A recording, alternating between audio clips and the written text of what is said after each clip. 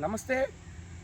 ప్రభుత్వ పాఠశాలలను ఎత్తివేసేందుకు కుట్ర చేస్తూ కార్పొరేట్ పాఠశాలల యొక్క ఆర్థిక దోపిడీకి కొమ్ము కాస్తున్నటువంటి ప్రభుత్వం యొక్క తీరుకు నిరసనగా ఏబీపీ ఆధ్వర్యంలో నేడు తలపెట్టినటువంటి రాష్ట్ర వ్యాప్త పాఠశాలల బంద్ విజయవంతంగా ముగిసింది. నేడు తల్లిదండ్రులు, విద్యార్థులు, తర్వాత పాఠశాల యాజమాన్యాల సహకారంతో ఈ బంద్ విజయవంతమైంది. ఈ బంద్ నిర్వహిస్తున్నటువంటి క్రమంలో మా కార్యకర్తలు స్కూళ్ళ దగ్గరికి వెళ్ళినప్పుడు, విద్యార్థుల దగ్గరికి వెళ్ళినప్పుడు, తల్లిదండ్రుల దగ్గరికి వెళ్ళినప్పుడు వాళ్ళు అంటున్న మాట ఒకటే, ఏంటి అంటే ఈ రాష్ట్రం లోపల ఈ యొక్క ప్రభుత్వ విద్యా స్థితిగతులను మార్చేస్తాడు, పేద విద్యార్థులకు న్యాయం చేస్తాడు, పేద విద్యార్థులకు ఒక నాణ్యమైన విద్యను అందిస్తాడని చెప్పేసి ఈ యొక్క దరిద్రుణ్ణి, దుర్మార్గుణ్ణి, దుష్టుణ్ణి అధికారం తీసుకొస్తే మా పిల్లలకే విద్యను దూరం చేసేటువంటి కుట్ర చేస్తున్నారని చెప్పేసి తండాలల్లో, ఆదివాసీ గూడాలల్లో, దళిత వాడలలో, బలహీన వర్గాల వాడలలో ఉండేటువంటి తల్లిదండ్రులు అంటున్నారు. అదేవిధంగా ఏమో మరి ఒక స్కూళ్ళను మూసివేసి ఈ భూములను గిట్లా అమ్ముతాడు ఏంది ఈ రియల్ ఎస్టేట్ బ్రోకర్ అని చెప్పేసి కూడా తల్లిదండ్రులు అనేటువంటి పరిస్థితి ఈ తెలంగాణ రాష్ట్రం లోపల ఉన్నది. ఒకవైపు ఈ స్కూళ్ళను చూసేటువంటి, పర్యవేక్షించేటువంటి ఎంఈఓ, డిఓ కాలేజీలతోని ఈ దర్శనం ఇస్తున్నాయి, మా మీద పని ఒత్తిడి అవుతుందని చెప్పేసి ప్రభుత్వ ఉపాధ్యాయులు కూడా వాపోయే పరిస్థితి ఈ రాష్ట్రంలో ఉన్నది. అదేవిధంగా పేద విద్యార్థులు గవర్నమెంట్లో స్కూల్లో చదువుకోవడానికి ఇటు మౌలిక వసతులు ఉండలేవు. ఒకవైపు పాఠశాలలో మూసేస్తా అంటాడు, మరి ప్రైవేట్లోనే చదివిద్దామంటే లక్షల ఫీజులు ఉన్నాయి.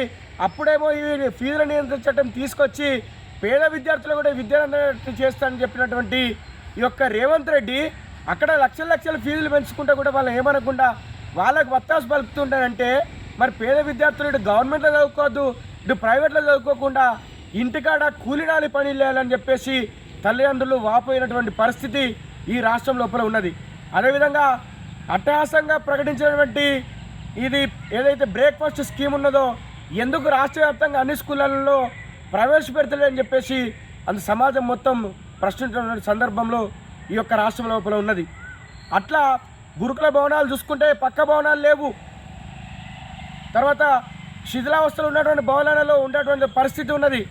అదేవిధంగా ఈ రాష్ట్రం లోపల విద్యాశాఖ మంత్రి ఉన్నటువంటి రాష్ట్ర ముఖ్యమంత్రి కార్పొరేట్ మాఫియాకు ఒక బ్రాండ్ అంబాసిడర్లకు వివరిస్తున్నారని చెప్పేసి సమాజంలో చర్చించుకున్న పరిస్థితి ఈ యొక్క బంద్ సందర్భంగా తిరిగినటువంటి మా కార్యకర్తలందరూ కూడా కనిపించింది.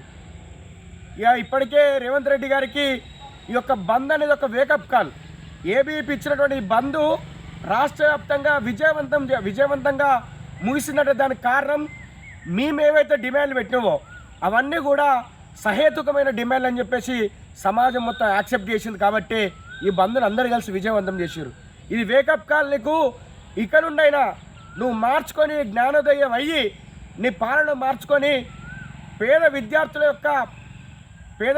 చదువుకునేటువంటి ప్రభుత్వ పాఠశాలలు మూసేస్తానైతే ఏదైనా అంటున్నావు 23,000 పాఠశాలను, ఆ నిర్ణయాన్ని వెనక్కి తీసుకొని ప్రైవేటు విద్యా సంస్థల్లో ఫీజుల దోపిడీ అరికట్టే విధంగా ఫీజుల నియంత్రణ చట్టాన్ని తీసుకురాకపోతే పేద విద్యార్థులకు 25% ఉచితంగా సీట్లను కార్పొరేట్ పాఠశాలలో అందించేటువంటి విద్యా హక్కు చట్టాన్ని ఇక్కడ పకడ్బందీగా అమలు చేయకపోతే, ఎంఈఓ, డిఓ ఖాళీలను నువ్వు భర్తీ చేయకపోతే, అదేవిధంగా ఇప్పటికి కూడా ఈరోజు రాజ్భవన్లో ఉన్నటువంటి ఆ రాజ్భవన్ ఒక పాఠశాలకు పోతే స్వయంగా రాష్ట్ర గవర్నరు ఉండేటువంటి బంగళాకు పక్కన ఉన్నటువంటి ఒక పాఠశాల లోపల ఉన్నటువంటి పేద విద్యార్థులు, గవర్నమెంట్ స్కూల్ విద్యార్థులకు ఇంకా స్కూల్ యూనిఫామ్స్ అందలేదట.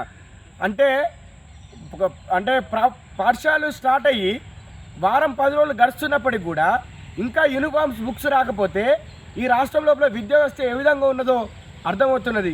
కాబట్టి నువ్వు ఈ సమస్యలను పరిష్కరించకపోతే రాబోయే కాలంలో తెలంగాణ ప్రజలు, ఏదో విద్యార్థుల యొక్క తల్లిదండ్రులు, యువకులందరూ కూడా నీ యొక్క రాజకీయ సమాధి కడతారని చెప్పేసి నువ్వు మర్చిపోకు.